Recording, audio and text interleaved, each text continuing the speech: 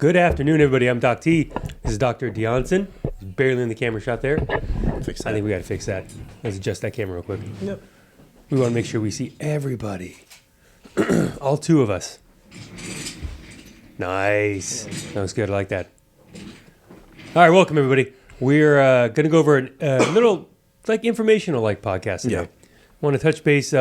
We had a few questions always what is it you guys actually do, which is cool. Let's go over that too. It's kind of fun. We touch base on them when we talk about ourselves or where we come from or our background or what have you, but we thought a little more specificity mixed in with some, case studies that we've used this on, how it worked, would be a good entrance point. So basically we want to talk about the first line of defense. First thing we do, so we come into our office, we do a basic assessment, new patient exam, the whole 9 yards everybody else does. But we use something called SFMA, Select Functional Movement Assessment, yeah. And then FMS, Functional Movement Screen. We kind of combine those together to kind of figure out movement patterns. And the reason those are important is, it's the saying I love to say in the office, the way that you move is more important than that you're moving. Meaning that you can squat well, but if you make sure the joints and the pieces and all the muscles and everything are doing their job properly, then you're going to be more efficient at that squat. So those assessments allow us to break your body apart and kind of see if there's any pieces that aren't working right or any pieces that aren't doing their job right. Do we have a stability issue, a mobility issue, a joint fixation? What is it we're dealing with? And that kind of opens the door and paves the way for how we then plan the next step.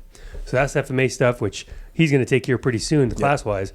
It's a lot of fun. Mm-hmm. It is mind-melting. The guys that teach it are very, very bright, very smart. And we run through a lot of details of stuff. You're like, I never really thought about that. We're talking fingers, toes, ankle joints, you name it.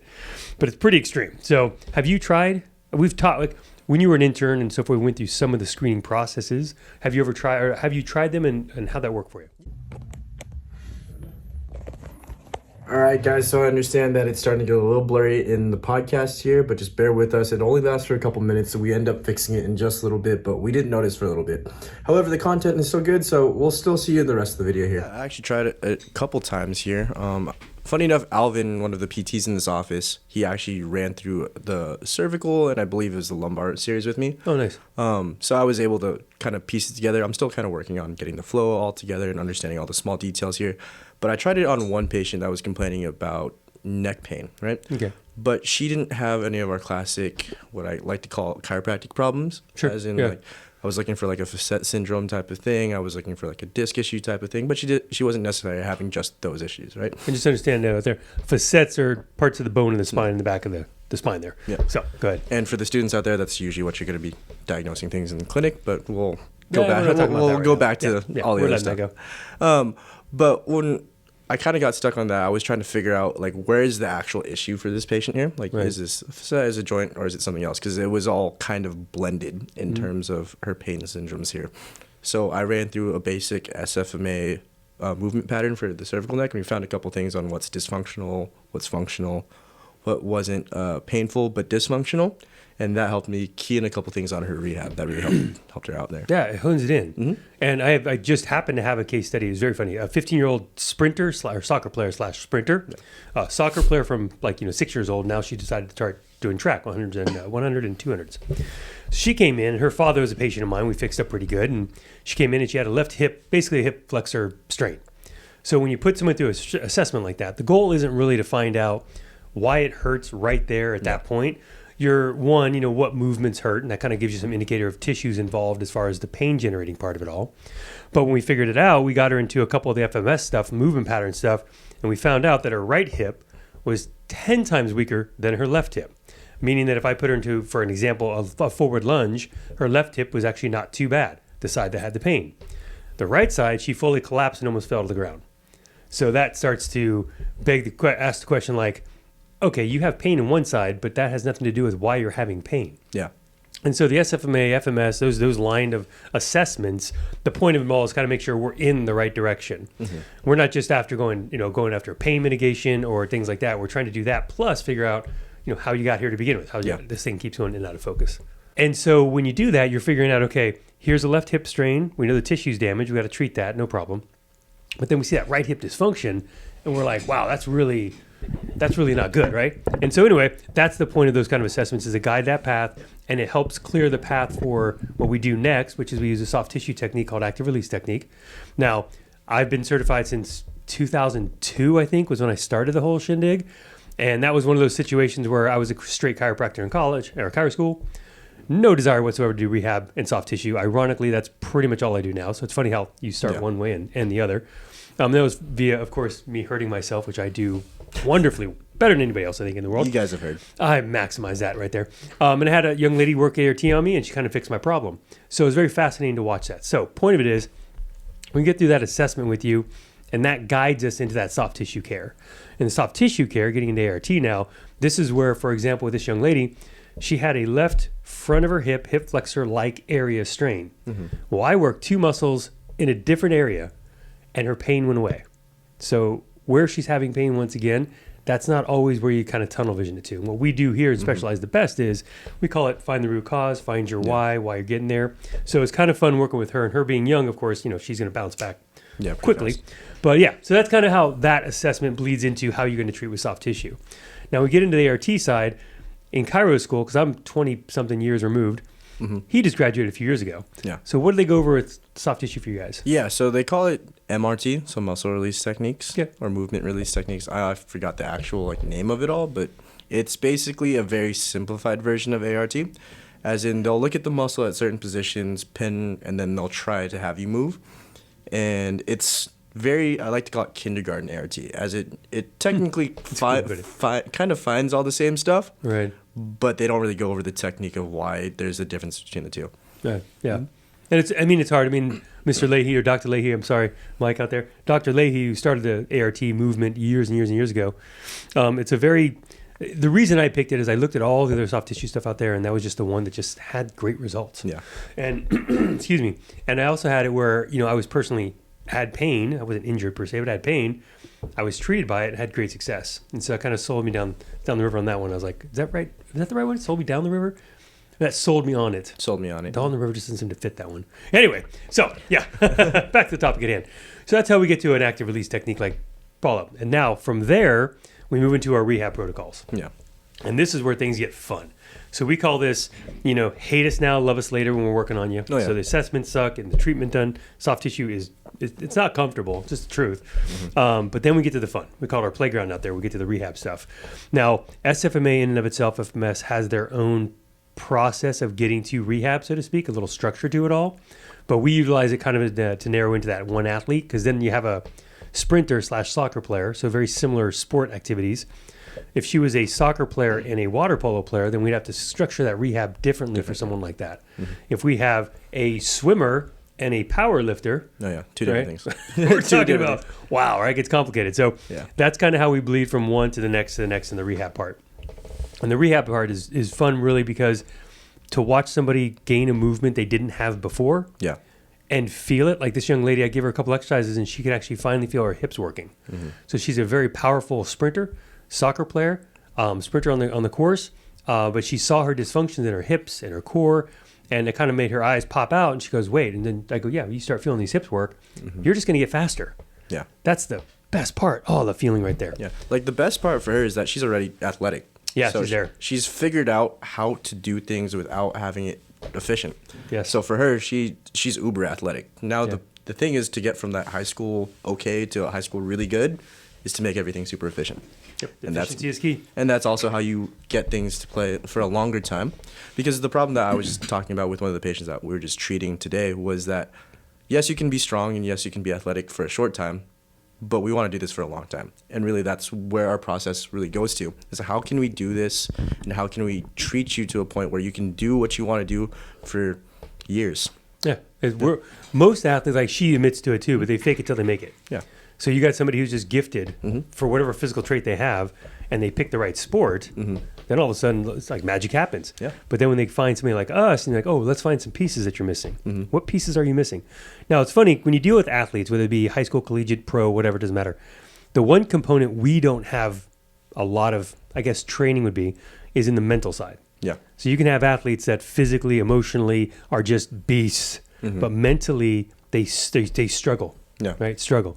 And so the fun part, again, I say a lot of fun parts. There's a lot of fun parts to what we do.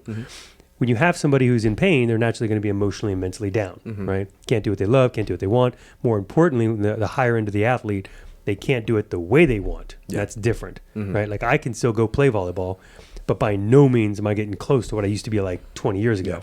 I don't expect to, but it's just that's the downside. And so it is an interesting turn of events when you get to see somebody kind of like the look on their face when they see what we're talking about and they feel it. Yeah. That's great. But that mental side, that's a tough one. That's a tough one to get through.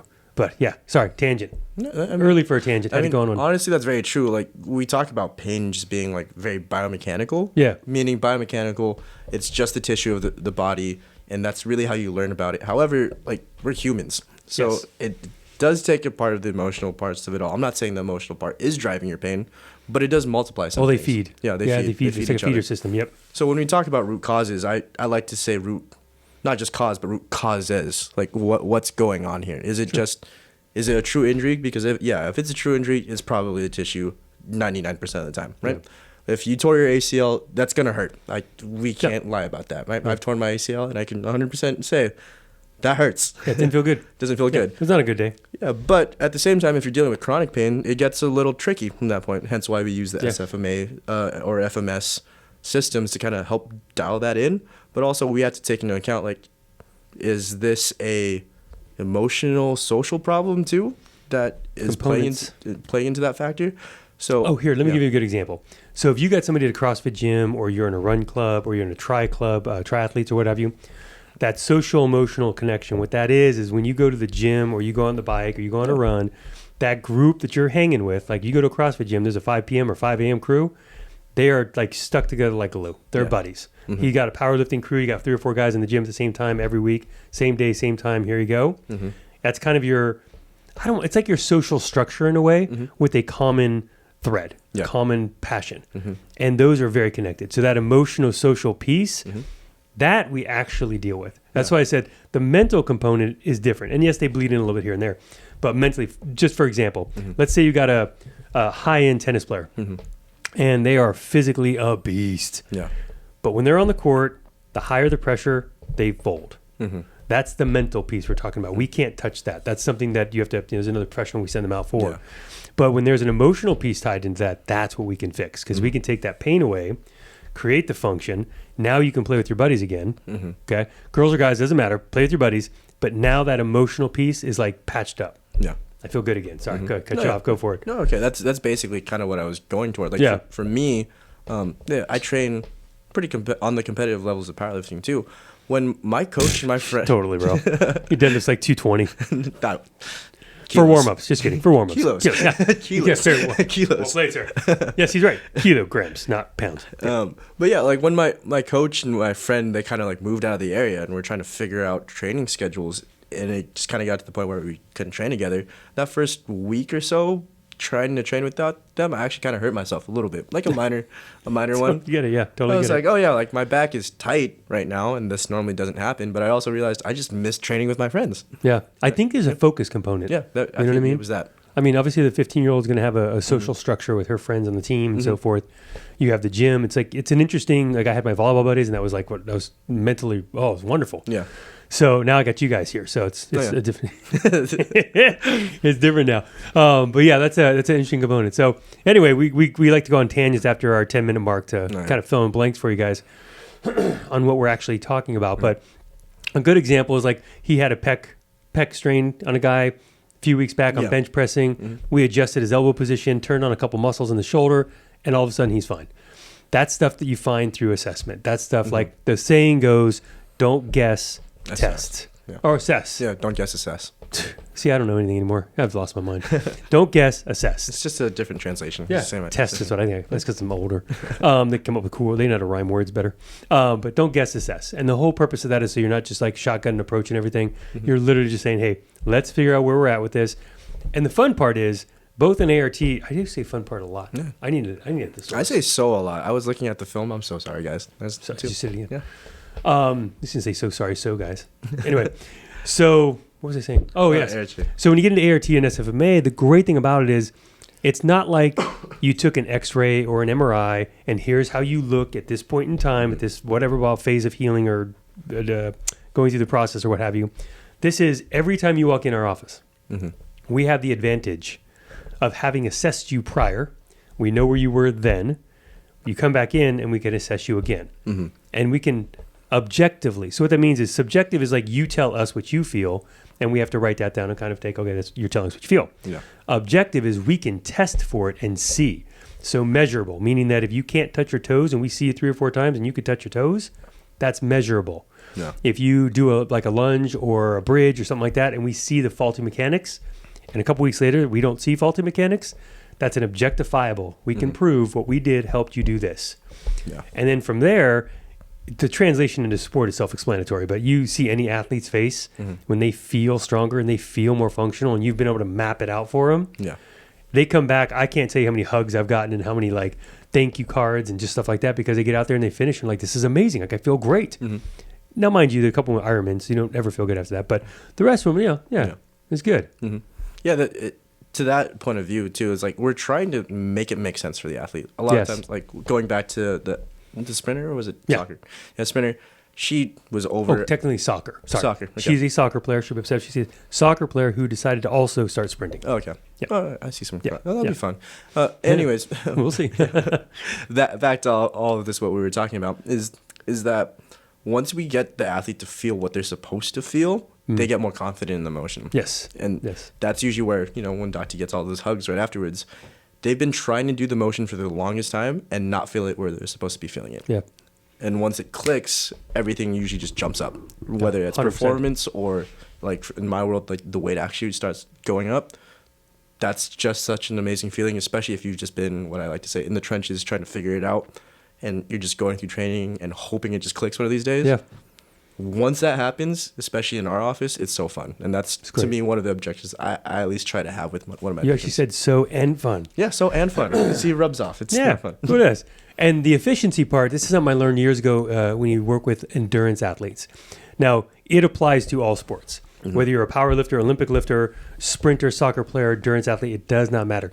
Leaking energy or being inefficient at movement, at some point in time, especially in a competition-like setting, it's going to get you. Because you can only leak energy for so long before your body just doesn't have anything else.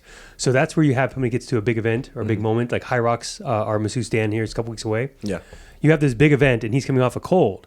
So his body is going backwards a little bit because he has to heal and recover. That's going to affect his training. So he has to make sure he's keeping himself efficient, and instead of worrying about just going through the motions, make sure the motions are intentful. Yeah. Like I said at the beginning, how you do it, way more important. And I had a great conversation with a client yesterday about when you lift weights, just in general, the intent of the lift, meaning that when you had your buddies, you were focused. Yeah. Your back didn't bug you, shoulder didn't bug you, neck didn't bug you because you were hyper-focused. Yeah. Because you're trying to show off, basically. Yeah. And in doing so, you have to make sure you manage that focus. And so the same thing comes in when you're lifting weights or exercising.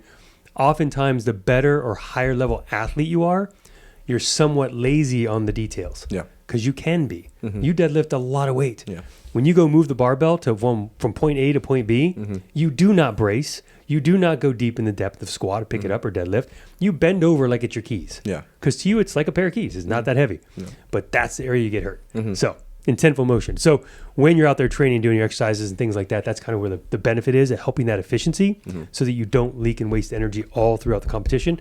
And training is like, I love the saying, train how you play. Yeah. Like if you're going to perform this way in the training or your practices, this is how you're going to play on the field. That's just how it is. Yeah. I don't care what you say. And I've been lucky in my career, in my life, to have watched high school, collegiate, and pro. And there are distinct differences from one level to the next and to the next. Oh, yeah. Monumental differences. But you watch some of the pros out there in practice, post-practice, pre-practice. What they're doing looks like the practice to most collegiate kids. And then vice versa to high school kids. So yes, it is one of those important things. So so efficiency, that's kind of what we're talking about, efficiency. So this young lady we're talking about, she has a right hip that doesn't work, a left hip that has pain, very efficient in her movement or inefficient in her movements and her power output. So we have to correct that imbalance. Yeah. And that allows her now to harness all that power she has in her legs and her hips to be faster and stronger. Yeah. A common question I get off of that from patients is like, what exercises are you doing for that? Because we always talk about exercises that are beneficial for the patient. And I'll say this, when someone comes and asks me, I have hip pain, what exercises am I doing? I have a couple in my head, But really, I want to wait till the assessment happens so I could give you the right ones. You have to. Yeah. You have to. It really follows the principle, to be a little doctory here, the SAID principle. Oh, I love that principle. Yeah. Specific adaptation to impose demands. So basically what Doc T was saying about practice how you play, it's that. Similar. Yep. It's that Same idea. process. Yep. We don't know what you need until we assess you through the SFMA stuff or our clinical eyes or orthopedic tests. We don't know what you need yet. We have an idea, but we need to understand that so your body can actually adapt the way it needs to. And understand the difference. Mm-hmm. When you have pain, that's different than if you're looking for an online programming or training or something like that. The reason is when you have pain, so think of it this way. If you sprain your right ankle, right, and you're walking down the street, what are you going to do? You're going to limp. You have to. It hurts. I'm not putting pressure on it. So I can't take a patient that's in pain and then give you an exercise knowing exactly just because I sprained my ankle. The soccer player, I was so excited. I'm like, this is a great podcast version because she is the most textbook example. And there's a lot of this. I have to unpack a lot here. She's the textbook example, and here's why. At 15, if she just rests and does nothing and the pain disappears and she's a great athlete, she will keep going until she has pain again. The problem now is she moves inefficient. She has problems somewhere in the power output, right? Getting her hips underneath and all that kind of stuff. So that will catch her at some point in time. But the older she gets, the more complex that onion is to peel, right? So that's what is kind of interesting. So I get her young. You find out that she has pain on side A, but side B is actually the side that needs to be focused on. So her exercises are different than if I have a soccer player who pulled a hip flexor. We have a gentleman, older gentleman. Oh, yeah. Plays, same exact injury, same exact side. Saw him 2 times, fixed it. Pain gone because it was a different pain. His exercise routine is completely different than the 15-year-old soccer. Both soccer players, one's 60-something, one's 15, same identical injuries. I just thought of this. Same identical injuries, completely different rehab. Yeah, absolutely. Yeah. And the only reason is they come from 2 different reasons. The gentleman I'm talking about actually had Achilles tear on his right leg, had a broken fibula. Somebody kicked him in his shin. I think it was. Yeah. I remember that one. Shattered that sucker. So he has different problems than the girl who can barely hold herself up on one leg. And it's the good leg. So to Dr. Deonson's point, when you have, and we have friends and family do this all the time. I get texts constantly. My big toe hurts. What do I do? I'm like, I have no idea. What did you do to it? It's like there's so many reasons that can happen, right? So it's hard for us as doctors to just simply say, without seeing you, like even I've done Zoom calls. It's challenging, but I've done them. But if I don't see how you move and see what's going on, there's literally no way for me to know. Yeah. I can give you some guesses. I'll close my eyes. Where's the dartboard? And we'll throw some darts and maybe you'll get lucky. Yeah. But that precise part of rehab where you actually have to hone that in, not just for that injury or for that sport. Like I work on, sprinters or golfers or soccer players or tries. Like that's fine, but we have to figure out why. What about them is so unique to this one injury? Because there's a million soccer players out there who don't have left hip flexor strains. Yeah. So why her? What did she do? So for her, I think it's great that she's coming in now. She's 15, so her body is just growing and changing cells they heal so fast. Oh my God, it's ridiculous. And then also she's gonna pick it up really fast because she's young. Yeah, she hasn't been screwed up too bad. Yeah. So she's setting herself up from 15 years old to 40 years old. She has time in there. Yeah. Time to make sure she doesn't muck it up too bad like me. No. Or me, I'm starting to get there. Doing dumb stuff. It's funny how many times I've said this. Do as I say, not as I do. Yeah. Yep. I know it's fun, but just trust me. Yep. You're going to regret it later, I swear. Like I get kids come in, high school kids sometimes, like, Doc, I want to get big. How do I do that? I'm like, are you sure? And I go, why? I say, because getting big comes with problems. Getting muscle on, like putting muscle on, like your joints get tighter. Yeah, Things get, clothes don't fit as well. Like there's issues. Yeah. Especially if we don't work on certain motions and everything like that. Oh, yes. Yeah. The function. It's interesting, the functional side. So I wrote this down, and I forgot to bring it with me, so I'm going to try to wing it. Fun. Anybody up there, fact check me, just be nice. But it's basically functional movement essentially is just trying to correct the efficiencies with which your body moves through time and space. That's a good way to put it. That was pretty not bad, huh? Yeah, I'm a philosophy major, so I'm just getting winging them. A little Socrates in there. So it's basically the idea of when I move, how well do I control the way my body moves? Right? And then through all the systems. I stand from a chair, get out of bed, get out of the car, sit down to a chair. And those are all things that we'll have other videos on and examples of later. But it's one of those things that when patients walk in my office, They come in, I'm watching the way they walk in, I'm watching the way they sit down, watch the way they get up off one side of one chair to go sit on the table. I watch how they lay down. Yeah. All of those visual cues tell me how they move, and I can extrapolate that into real life. So I know how they get in and out of bed, and they get out of their cars. That answers all of those questions. Because if I say to you, squat into that chair for me, they're going to squat. But that's not how they move throughout the day. That's how they move because I instructed them to. I cued them to. So those little things are fun. I don't know how I got in this tangent right now, by the way. I can't figure out how I got here. Justin's usually our limiter. He's usually our brake check over here, and we don't have him, so we're all over the place. All gas, no brakes. So it's the functional movement thing. Yep. So functional movement is basically what I said earlier. It's just kind of like controlling the way you move your body, and not just mentally, like consciously. Like you're not doing it like I'm telling my big toe to grab the ground. I'm telling my ankle to dorsiflex at 32 degrees. Not like that. It's where it naturally occurs without you thinking about it. Like your lungs functioning or your liver functioning or your kidneys working. Those are all things that happen without you thinking about it. Your body wants to be the same thing. And so that's where you get with these. Now I'm circling back. Here it is. You get back to when you have pain, why you don't rehab or have an online coach when you have pain. That person needs to see you. They need to visually see how you're moving, run you through an assessment. It's hard to assess. This is the one thing during the pandemic that sucked. I tried to take care of clients over Zoom calls, but man, I can't check your hip. I can have your husband or wife come in or your kids and move your hip for me, but they don't know what I'm looking for, what I'm feeling for. So they're just kind of like, oh yeah, it does this. It looks fine. No pain. I was like, oh, it's not, shoot. No. I don't know how to do this over the thing. So it's really hard. But figuring out, back to the point, landing the plane on this one here, that's why we can't give you exercises on a whim or a guess, because there's a lot of variables. Yeah. And pain is a huge it's been a day, a compensatory factor. So when you have pain, you limp. When you limp, you walk badly. That doesn't go away when your pain goes away. You simply taught yourself how to move a different way, and you have to unlearn. Yeah, absolutely. Like if we were to just point to one exercise that I love to give, but I also want to see how you do it, it's like a Bulgarian split squat. Oh my God, yes. Everyone hates them. I mean, I hate them I hate them when I see them on the program, but they work, right? Yes, they do. Secondly, if I ever program that, I usually ask, hey, could you film that so when you're actually doing that, I can see what you're doing? Because from the side, from the front, back if you have to. Yeah. So are you coming up with back extension? Are you leaning forward? Are your knees going over your toes? It depends on what we're trying to get, but obviously there's multiple ways to do one thing. In terms of rehab, I don't necessarily want all those multiple things at that moment. No. So piece by piece. We need to know what's going on here. You go piece by piece, then you go system by system, and then you connect the dots. And if you know how to do that well, then you will actually get better. And honestly, even we do. Like I get worked on once every 3 months. I should obviously do more, but time, schedules, and I don't want to impose. He's got patients, I got patients, what have you. But you get worked on, and you're sore that night. You wake up next morning like, yep, I just feel better. I don't know why I'm not doing that. Then you do the stupid rehab exercises, clams and the bridges and the walls, this and do this, and they're boring. Oh yeah, they are. Man, just let me look into the camera and say this. I understand the first couple of exercises that I will give you are boring. Oh God. Importantly boring. It's more fun to watch grass grow. Oh yeah, 100%. It's almost like learning how to write your name all over again, and we're asking you to do that multiple times a day. I'm not looking for muscle building on that. No. Truly. No. I'm looking for you to control certain things. Yeah. And until you get that, I'm not giving you the other stuff. No. Oh, so funny story. I love this part. I have a patient. We're going to wrap this up here, guys. I know it's been long already, and we're having fun. We always have fun. I have a patient. I have all our patients. All our patients are like us.